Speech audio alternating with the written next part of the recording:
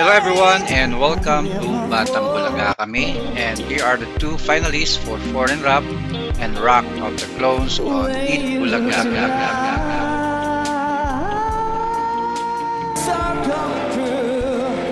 Here's our first contestant, and his name is Ron Dave Recluta, na kaboys ni Dennis De Jong.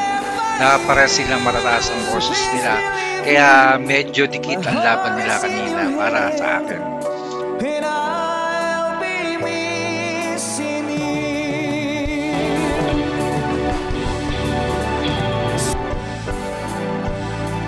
Alam nyo ba si Dennis De Jong siya ay American singer, songwriter, and keyboardist, at siya din ang nagtatag at membro ng rock band na pangalan ay Stinks, at siya ay primary lead vocalist and keyboardist from 1972 until 1999.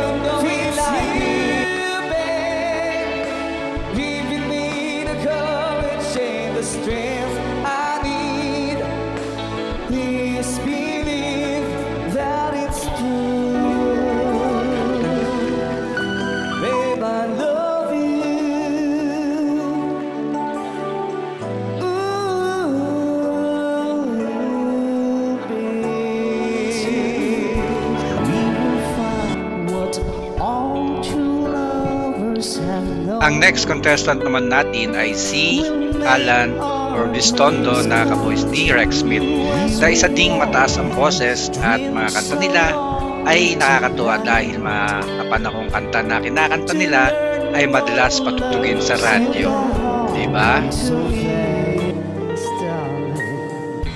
Put your faith in me, let's make a